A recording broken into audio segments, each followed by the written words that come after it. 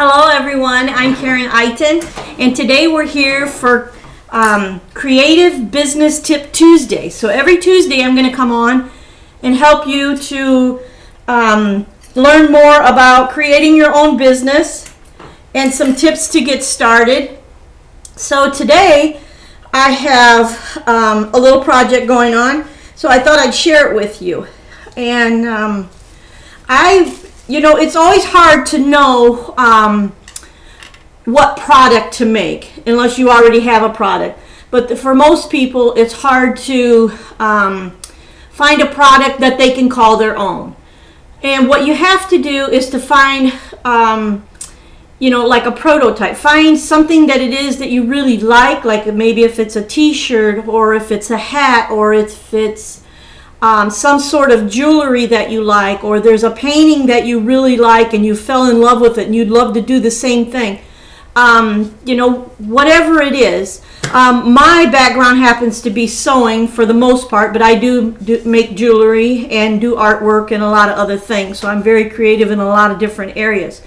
So anyway, that's why I want to help all of you. But so what I did was I found a prototype. It's just a regular a pattern from a pattern store, and it is a makeup bag. And I took this pattern and I modified it. You're not really supposed to do that, but most designers and things do. As long as you don't keep it the same size or function exactly the same way, you're okay. So I made mine way longer and way wider, as you can see by my pattern here. Because this pattern was just like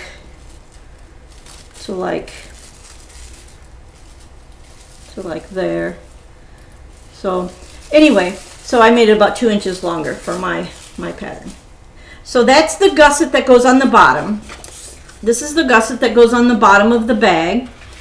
And then this is the sides. And then the sides can be, you want to cut out your regular fabric and then the lining. And then also if your fabric is thin and it's not like, home decor type fabric that's thicker, you want to put some interfacing in it. And I love iron-on interfacing. I use both really, but for projects like this, I think iron-on interfacing is just way faster. You can get the job done and just keep moving on. So, and then this is my sides. This is the side that I traced around it, so you can see that the cut line is actually like there and there, I think.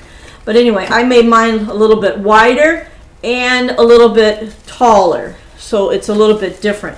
And then also my gusset is the way the pattern calls for the gusset was for the gusset to come all the way up to the zipper, to come all the way up to the top like this. But mine is short, so it's different.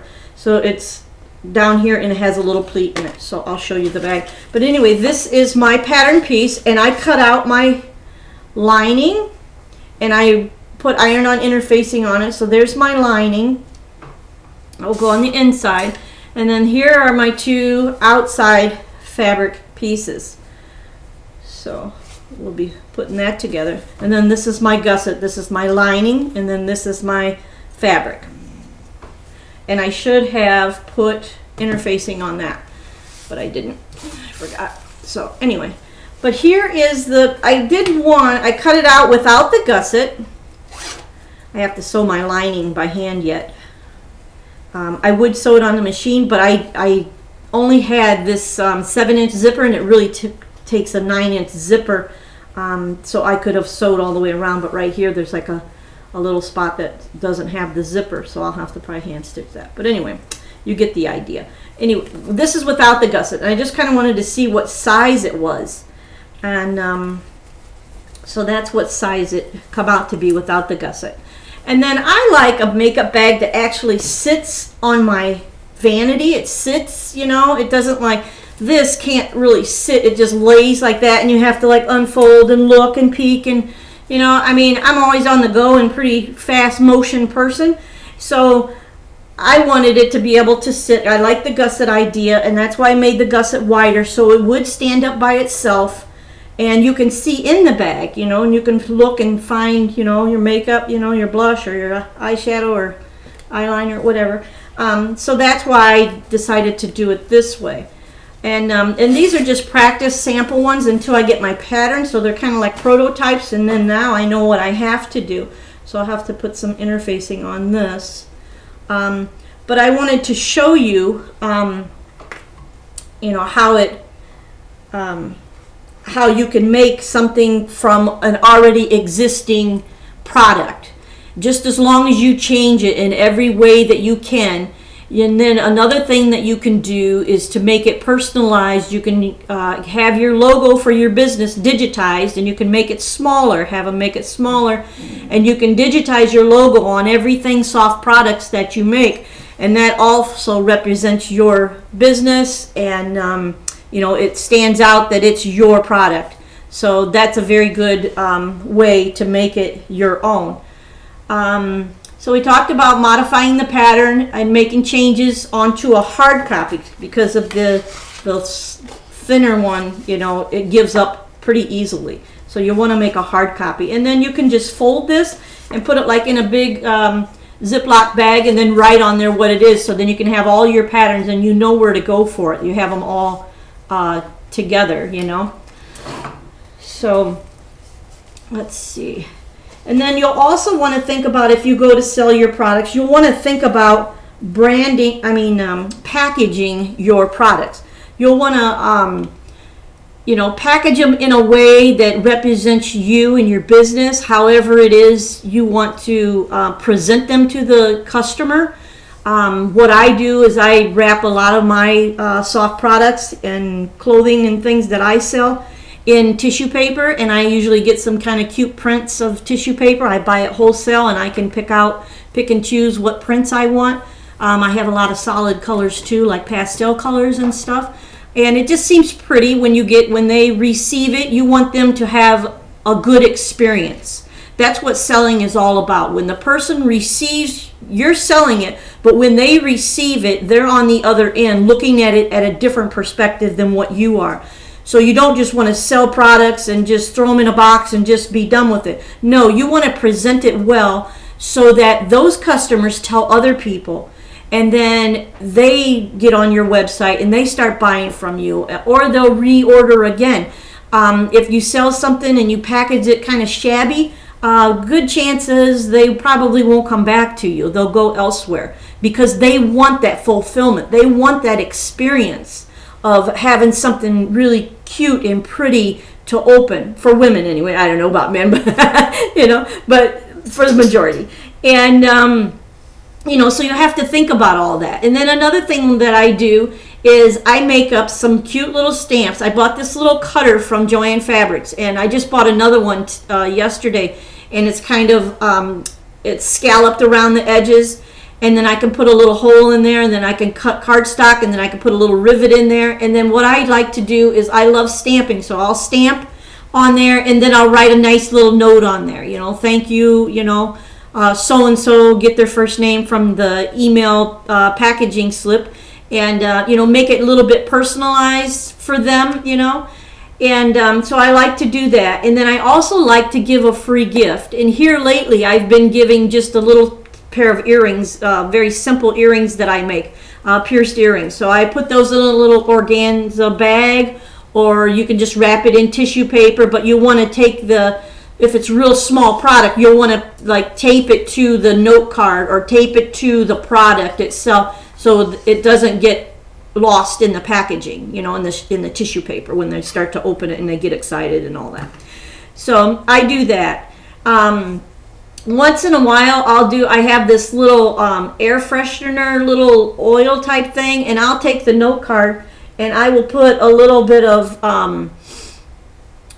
oil on the note card on the tip or the bottom of the note card, and let that dry before I package it, and I'll put that in there. So like when they open it up, it also smells good. I like to do that. That's just something that I do. But you can use that little tip too, So I do that. and then just make sure that it's taped real well, and you have, you know, your correct shipping label. And there's so many different shipping, not shipping, but places that you can sell online. And I put a list. You can probably go to my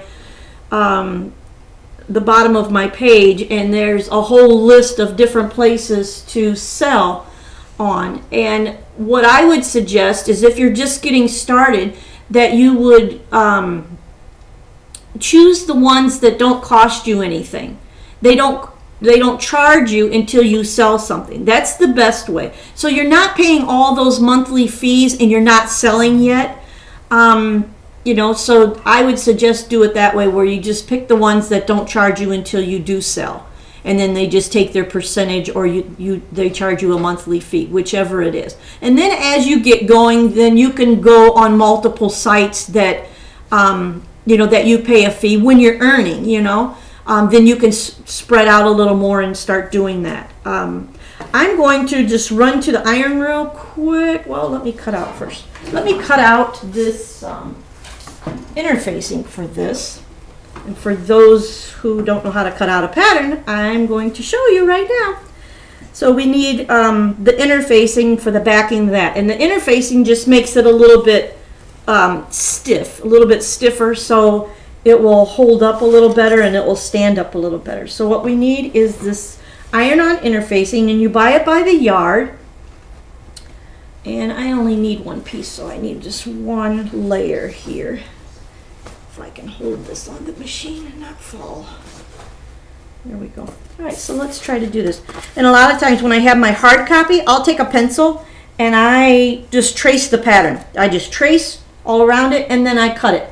But for you, just getting started, I'm going to pin it just like if it were the outside layer or the lining. You do it all the same. So you just pin your,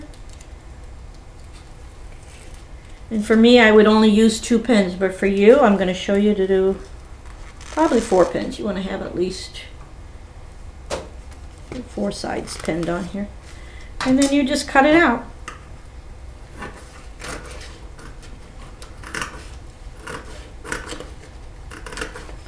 Get close to the pattern as you can. So you have the correct shape as you go along.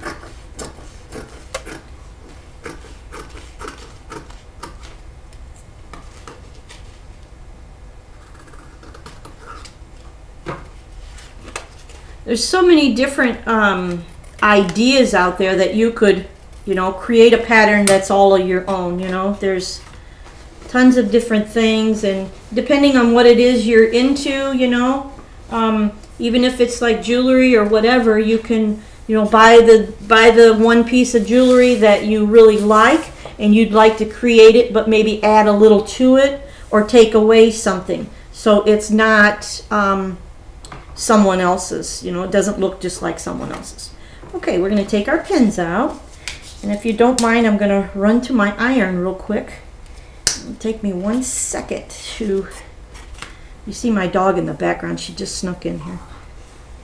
Let's see. So you want to iron on your interfacing on the wrong side. That's the wrong side. And then the iron-on interfacing is real smooth on this side, just really smooth.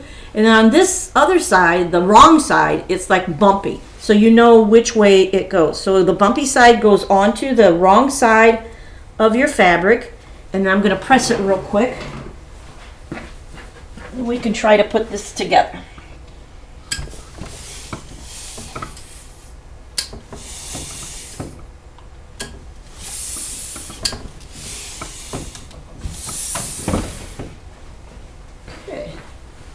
Have that.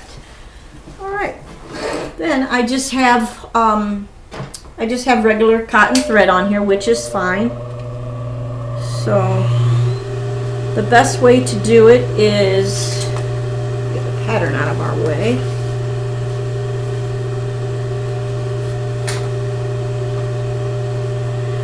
So we're going to want to find the center. So we put the 2 ends together and find the center. Here's the center. And then on these pieces, we want to pin the sides together. and find the center.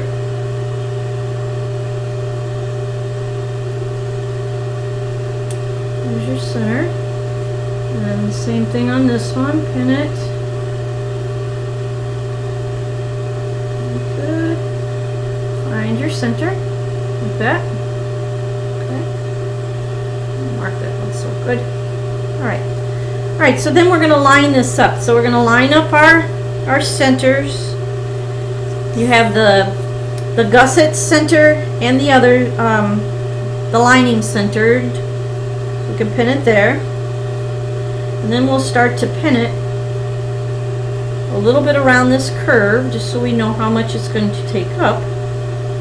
And then a little bit up the bag. So we'll go there, there, and then we'll start sewing here. So you'll want to go back and forth with your machine, forward and back. Oh, and I have this on basting because I was doing some flowers. So let me get it back to 2.5. I like to sew at. Alright, then we'll go around. Just kind of spread it out. Try not to make any pleats.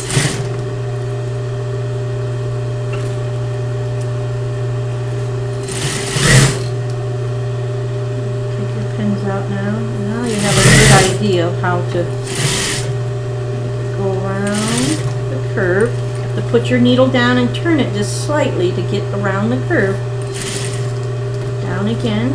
Turn it just a little bit more. And then go. And then all the way up. And then back and forth. Okay? And snip your threads. Okay. And we're going to want to put this other one on. So we're going to find the center again on this other side. So right here. Alright. We're going to line this up. The right sides together always.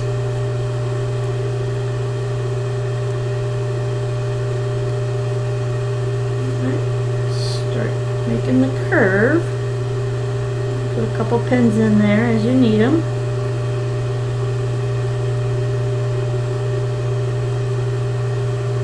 All the way up. Okay, so we can go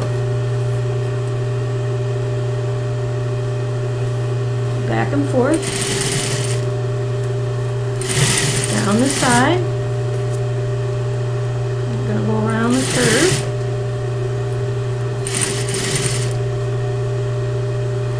Around the curve. And take your pins out as you go so you don't run over your pins, because that's a good way to get a flaw on the bottom of your foot of your machine, or to break a needle. And I always take, I know there's a lot of people that run across, you know, sew right across the pins. I don't like to do that. Okay, back and forth, cut your threads. So there, we have the inside lining. And see how nice it's going to stand up? It's got a nice wide bottom. Is that cute or what? You could even just flip these down and make a cute little bag like that. It's just no zipper, just open, like, you know. How cute is that? There's a lot of things you could do with this. Okay, so now we want to do the same thing with the outer piece. So we're going to find the center here. And then find the center on these, put the sides together, find the center. And all of this could have been pre-marked ahead of time. If you were doing it in an assembly line or you were doing mass production, you would mark all these pieces before and then stack them at your machine, and then you could just, you know, whiz through it. So we have the centers. All right. Now we're going to put the right sides together. There's that, and there's this. And then we can just use one pin to pin it. Need both. And then start to go around your curve. And curves are take a little practice. You'll get there. And the thing about trying to create your own product, most people start off and they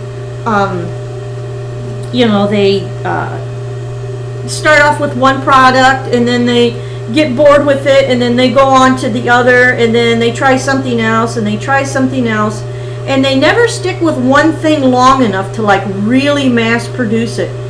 And that's where they go wrong, because if they would just continue with one product and really stand 100% firm behind the product that they're going to make and sell. I should have pinned this on the other side, but anyway. Okay, back and forth. They would do much better.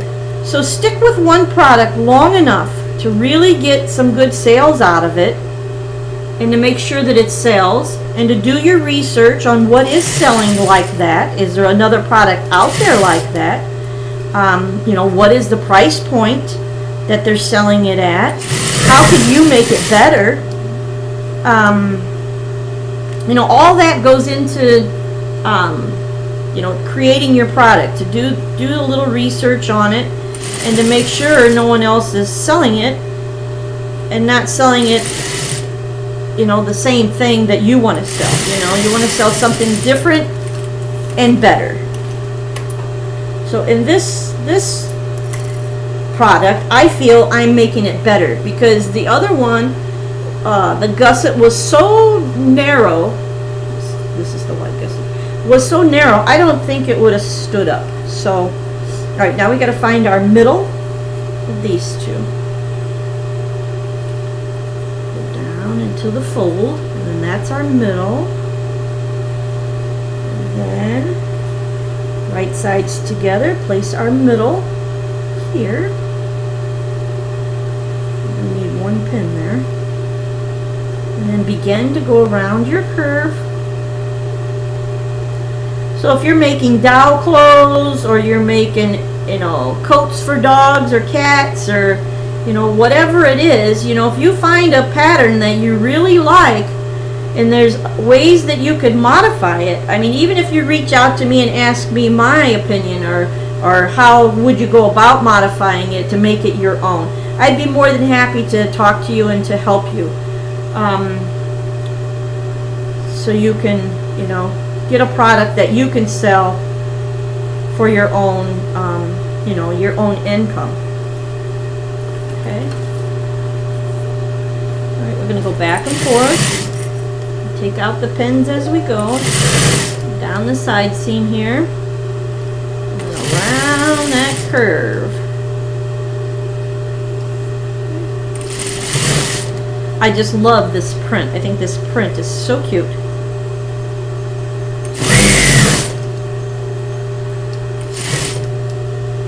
Be making a new purse for myself, and I think I might make some little bags for for my lipstick and Kleenex and stuff like that. Maybe not this large, but with this print, and back and forth. Okay, flip your threads. I forgot one earlier.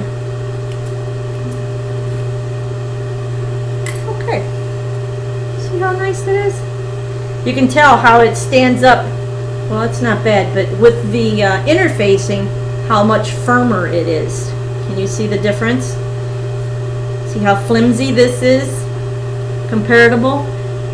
This is really flimsy compared to the interfacing that we put on here. See how nice that stands up? Stands up nice like a bucket, or like a I don't know. Okay, so we have our two pieces here. And you can clip your, take a little clip out of your curves if you'd like. It helps it not to pucker on the outside, but you don't want to cut into that stitching that you just sewed. A little out of whack here. So you can clip and clip, or you can just make little triangle clips in there. And on this side, a little clip. Clip, a little clip. Same thing on this side. A little clip, a little clip, a little clip. All right. And I guess I had lavender bobbin thread on. I didn't even notice. And then you would probably go to your iron now, and you could press out these seams real nice. But we're just going to go ahead and put it together so we can get the film going. So we have this portion, which we should have sewed the zipper already, but I don't have the 9-inch zipper, so I will be doing that a different way. I won't be able to finish it up. So we're going to insert this.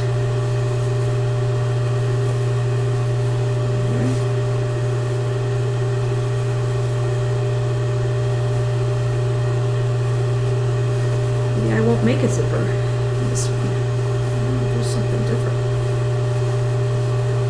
I love how it just is wide open at the top. I might make this one for myself where it's just wide open.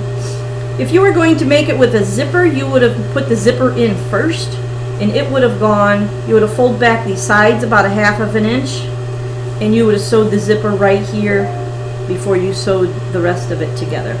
And then to get back inside the bag, you would just unzip the zipper, and you'd be able to get back inside the bag. I'm just going to pin this a little bit. Make sure that I have it uniform here. A little bit more on this side. Okay.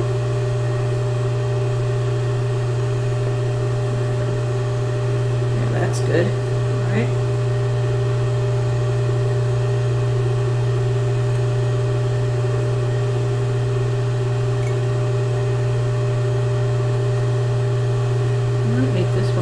With Velcro instead, so it can open wider. I like that. I like a nice deep bag. Okay.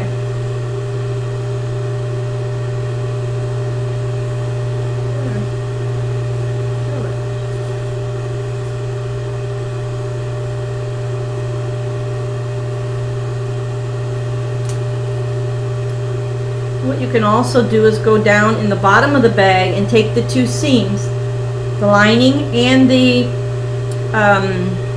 outside of the fabric, and sew it so it doesn't, let me show you, go down here and show you, go down the bottom of the bag, and you get the 2 seams together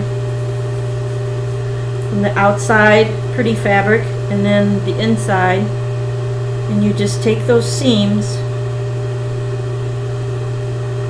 and you pinch them together and you just sew a little tack back and forth.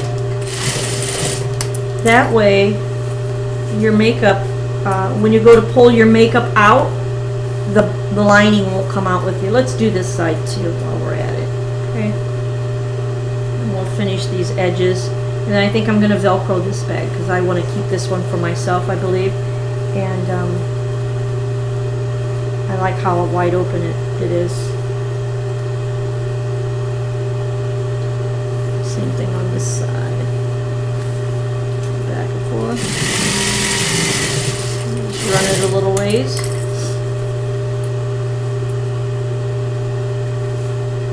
And that keeps it nice and inside there. Pretty cool, huh? Love the white gusset. It's just awesome. Okay, and then just to finish it up, you would just fold down your raw edges. We're going to fold down the raw edges on the gusset. I'm going to put a pin in there.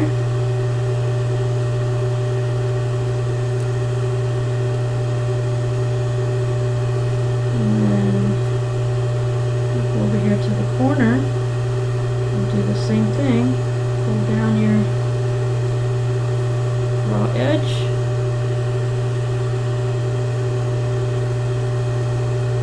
Okay. And then come up your sides here. This nice tall flap. Just turn under like 1/4 inch or so, just, you know, not a whole lot. And make sure that your outside fabric covers the lining. So you want to come up and cover your lining.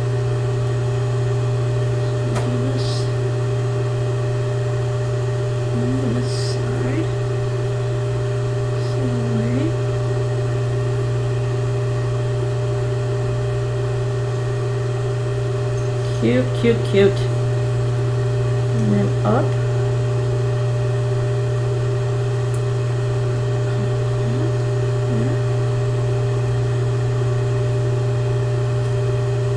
Okay, so let's sew this one. We'll just top stitch it. Back and forth. Come down all the way to the, get pins out. All the way to that point. So then that point wants to go that way, so you want to go straight across the other point, and then up.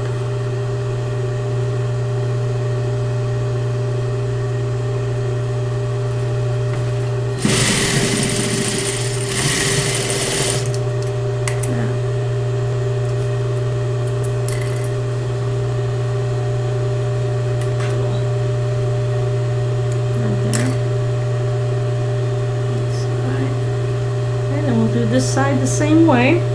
Push your lining down, because it should match. They're exactly the same size, the lining and the outside of the material. Just want to keep your raw edges from fraying. You want to turn it under and pin it.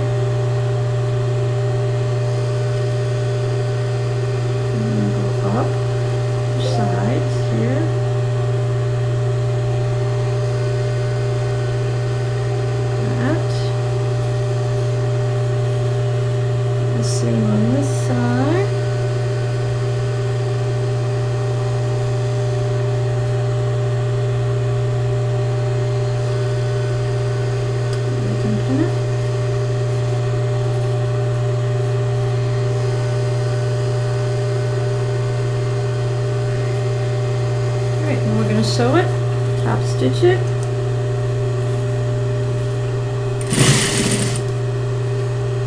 We're going to make sure that that lining is in there. So sometimes you get little tiny places like this. You have to use a little pointer or something to get just right.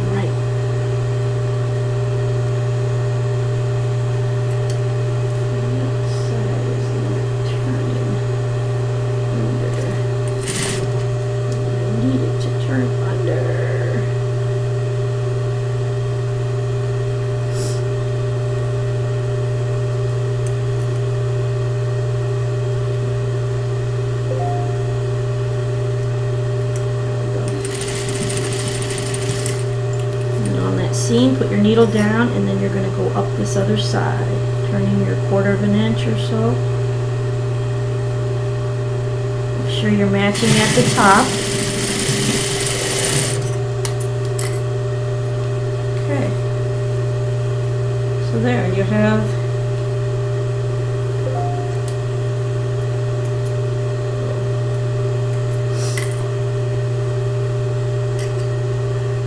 I don't have my, I'm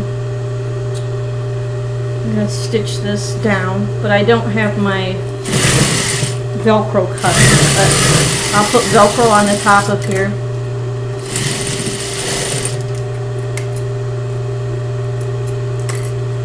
And then it'll be nice and open.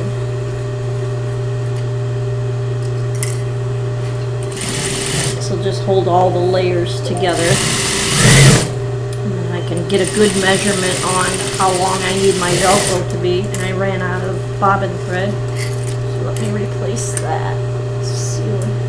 Oh, it just hold on. Okay.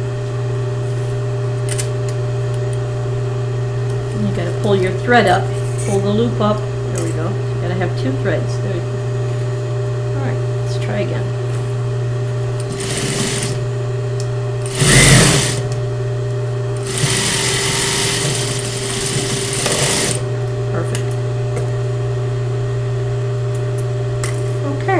And then when I go and do my Velcro, I'll probably turn under like maybe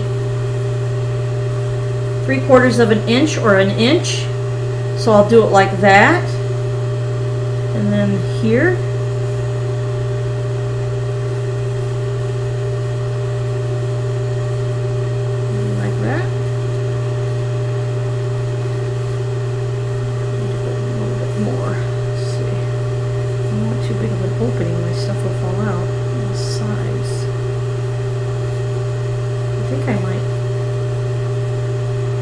layer it like this, and then maybe have the Velcro in there, so it's more like that. Let me pin it.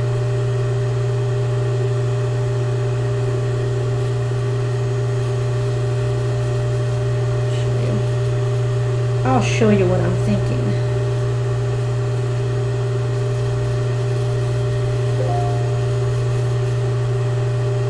I have it exactly.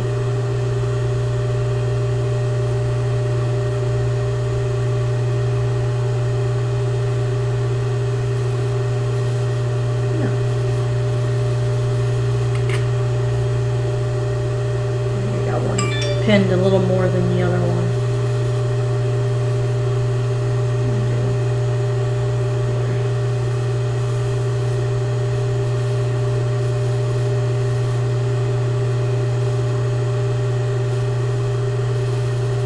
Something like that. So it would look something like that.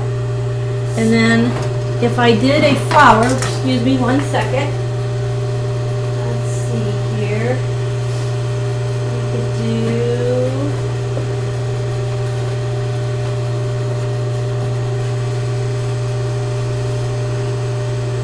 one of these little organza flowers that I made. So we could have that either, let's see on one side. And I burnt the edges, so it's a little discolored, but I'll just write that in the description if I go to sell this, if I go to sell it, you know. And everybody's pretty cool with it, usually. You can hear my dog. So it'll be like that. Isn't that cute? So this one will have Velcro, and then the others have zippers, and then I will just keep practicing and going and going and going. And get a couple different styles and then put them out there and see which one, you know, really sells.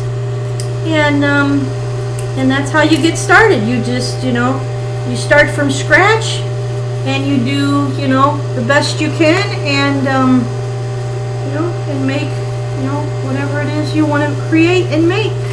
And I'm here if you need any help and guidance. I offer a program that takes about 5 months to go through of using your talents to start your own creative business, and it's a program that walks you step by step to complete, and you would have your own business at the end of that. And we pretty much do, you know, helping you, you know, get your tax ID, where to go, and you know, all kinds of different things, your insurance and everything. So I want to also invite you to my website, and I have, let me shut this off. I invite you to my website, and I have a freebie on there that you can go and download. It's a PDF, and it has 18 ways towards a creative business. So it's got some different ideas in there. It has some of my personal opinion on what I think sells, and I think you would enjoy it. So you can do that, and the website is www.KarenItinFashionAdvising.com. www.KarenItinFashionAdvising.com. And I also have on my personal page, I think it's on the other page too. It's on both pages, my Acuity scheduling. You can go on there and schedule a free 45-minute phone call with me, and we can discuss what it is you would like to create. If you think that you and I would be a good fit to work together for 5 months and to get you up and running and to be able to make products and to be able to sell online, or even if you want to offer a service, that's fine too. I was in the service business, running a tailor shop for 25 years, so I know all about that too, and I can, you know, help guide you along in that. So that's all I have for today, and I want to thank you for watching my video, and I will see you next week on Tuesday, Creative Business Tips Tuesday. Okay, we'll see you then. Bye bye.